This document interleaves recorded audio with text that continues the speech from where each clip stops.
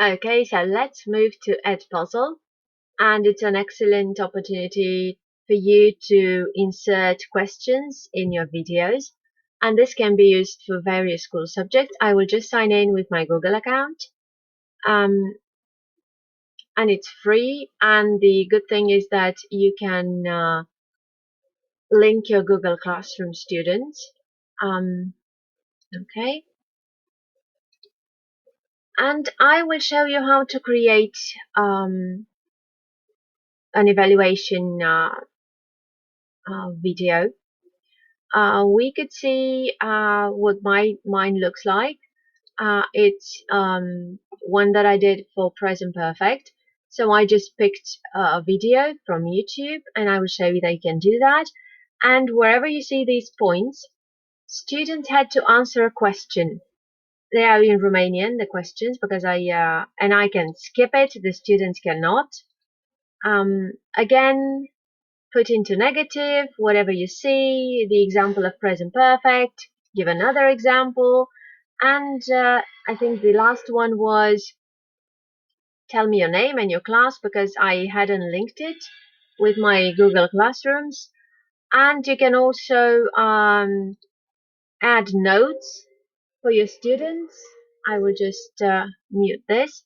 You can add notes for your students. So let's go back to content. And let's go to my content, add content, and create a video.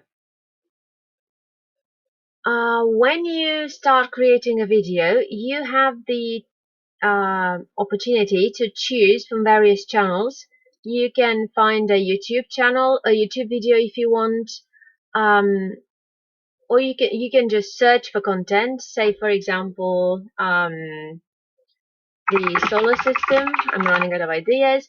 I will hit search, and I will see videos on YouTube about the solar system. If I want National Geographic, I will get some other links, but you can use the bar on the left again to select your source. We can go to YouTube for this, and I will just click the shortest one. Let's do this one.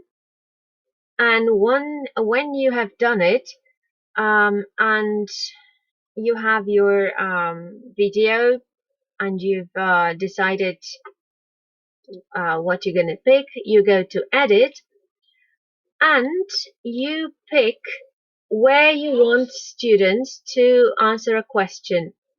You can just stop here and add a question. And the way to do, you can even voice over the video. You can add a question. You can select multiple choice, open-ended. You can add notes where you can either record an audio for your students, maybe recap all the notions from the video. You can add pictures if you want, or links. For example, if they need to study more.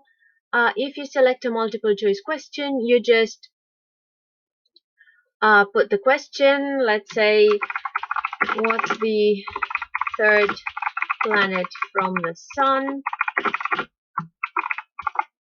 And you type, for example, Earth, Jupiter, and you have the option to choose if your answer is correct, or if it's right or wrong. So if it's right, you take this. If it's wrong, you do this. And you can save it. You can add more options, not just one. And then you continue, and you move your video. You move the moment where you want to ask that question, depending on where in the video you are. And then you let the video slide until you decide to add another question. And you just finish. And you have a couple of options.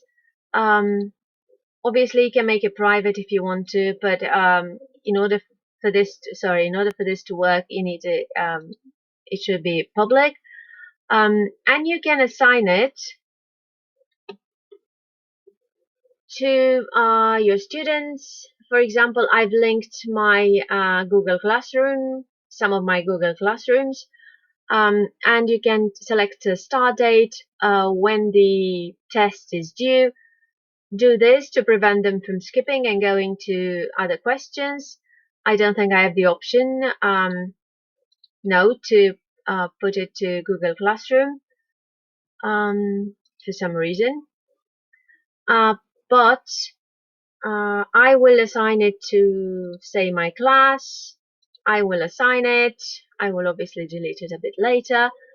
And you can share the assignment, or you can go live if you want to do this with your students while you are actually teaching to make sure that all of them connect. It's a very useful tool, and it allows you to make your content interactive, and you can always find content in your own language. So if you if you don't teach foreign languages, or you don't need your content to be in English, you can search in your own language. If I write in Romanian, I don't know, I write songs about water, for example, because we have a project going on, and I want songs that are about water, and I can obviously find some songs if I go to YouTube. I just have to, look at it and find what I want.